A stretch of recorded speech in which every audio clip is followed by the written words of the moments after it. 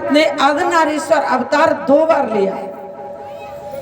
एक तो जब लिया है जब ब्रह्मा जी सृष्टि की रचना कर रहे थे और वो सुंदर सृष्टि पैदा नहीं कर पाए, यानी कि स्त्री पुरुष इस सृष्टि में नहीं ला पाए, तब विष्णु भगवान ने कहा तुम भोलेनाथ की और जगदम्बा की आराधना करो। तब महादेव अर्धनारीश्वर रूप में आए, दोनों जगदम्बा और महादेव दोनों रूप में आए। बोली अर्धनारीश्वर महादेव की जय हो। और एक बार कब लिया? आपने भृगु जी का नाम सुना है?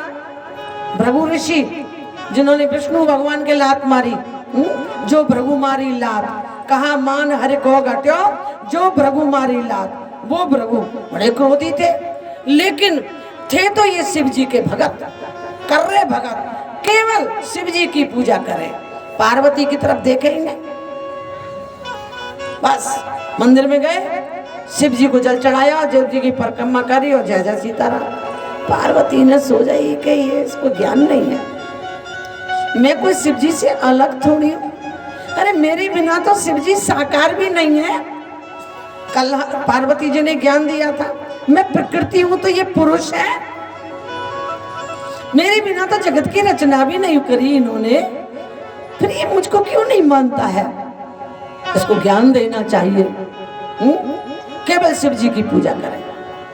तो पार्वती जी खिसक के भोलेनाथ के बगल में बैठ गई है कि अब तो कर ही लेगो जी पूजा। बगल में खिसक के बगल में बैठ गई, शिव जी से चिपक के।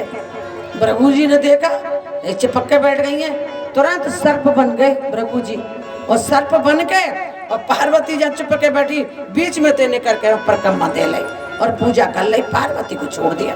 ऐसे अभिमानी सर्प बन के पार्वती ने देखा नहीं, तो तंत्र शास्त्र का प्रसंग है, तंत्र शास्त्र का। पार्वती जी ने देखा कहीं तो बड़ा अभिमानी है, तो सर्प बन के नहीं अमर को छोड़ दिया। तुरंत पार्वती जी आज अर्धनारीश्वर रूप में आ गई। बोलो अर्धनारीश्वर महादेव की जय हो। जब अर्धनारीश्वर रूप में आ गई तो अभिमानी भृगु जी उन्होंने कही अब कैसे करूं मैं खाली भोलेनाथ की पूजा, तो चूहा बन गए और बीच में से पार्वती कुतर कुतर के अलग करने लगे। पार्वती कुतर में लग गए और कुतर के पार्वती अलग करने लग गए। पार्वती ने सोचा इसको तो अब भी ज्ञान नहीं है। जय जय बेटा, कुछ रहो। पार्वती जी ने सोचा कि इसको तो अब भी ज्ञान नहीं है, कुतर रहा है, मुझको अलग कर रहा है। तुरंत पार्वती जी ने क्या किया कि भृगु जी के शरीर में से रक्त और मांस को खींच लिया। भृगु के शरीर में से रक्त को और मांस को खींच लिया। और आप जरा विचार करें, कह रहे आपके शरीर में से मांस और रक्त निकल जाए तो हड्डियों का ढांचा है क्यों लटक गए। पार्वती जी कहने लगी शंकर भगवान तुम्हारे शरीर में हड्डियां हैं, हड्डी का ढांचा है।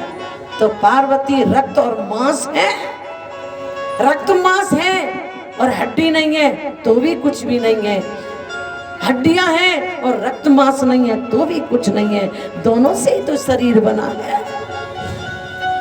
भृगु जी यूं लटक गए। अब कर लो बेटा तुम अब पूजा, हड्डी को ढांचो।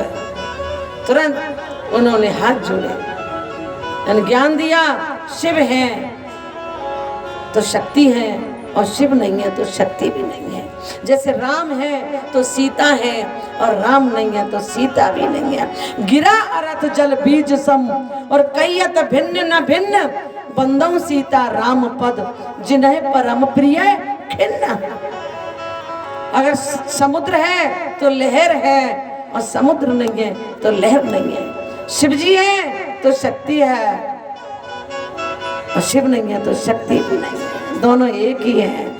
बोलिए अर्धनारीश्वर महादेव की जय हो, आज के आनंद की जय हो। जय जय श्री राधे, जय जय श्री राधे। अवतारों की कथा चल रही है भोलेनाथ की। भोलेनाथ ने 11 अवतार लिए, 11 रुद्र अवतार। कपाली, पिंगल, बोलो नाम लेते जाओ। कपाली, कपाली, पिंगल, भीम, भीम, विरूपाक्ष, विरूपाक्ष, विलोहित, विलोहित, शास्ता, शास्ता, अजपाद, आपिबुर्ध, शंभु, चंड और भव। बोलो 11 रुद्रों के जय हो। महादेव ने नंदी अवतार लिया।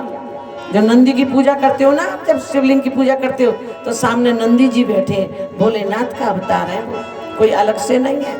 भोलेनाथ ही अवतार लेकर के आए हैं पुत्र रूप में। किसके पुत्र? वो कथा सुने। एक शिलाद नाम के मुनि थे, शिलाद। तो उनके पितरों ने कहा शिलाद से कि संतान पैदा करो। हा? संतान की वृद्धि करो। और पितरों की इच्छा होती है कि कुल का वंश बढ़े, इसलिए पितरों की पूजा करते हैं। तो पितरों के कहने से शिलाद ने उन पितरों के उद्धार हेतु पुत्र ऐसा हो जो पितरों का भी उद्धार करा दे। भोलेनाथ जैसा उद्धार कराने वाले तो यही हैं, भोलेनाथ। भोलेनाथ जैसा पुत्र हो तो उद्धार हुआ, और यूं तो पुत्र बहुत है जाए और उद्धार हुए नहीं। पुत्र हो तो ऐसा हो नंदी जैसा, भोलेनाथ का ही अंश, तो पितरों का उद्धार है। यूं तो तुम कितने भी पैदा कर ले और पितरों की करे नहीं, ऐसा पुत्र किस काम का? बोलो हर हर महादेव। तो उन्होंने पुत्र के लिए इंद्र की पूजा की। वो जानते ही नहीं है कि पुत्र कौन देता है।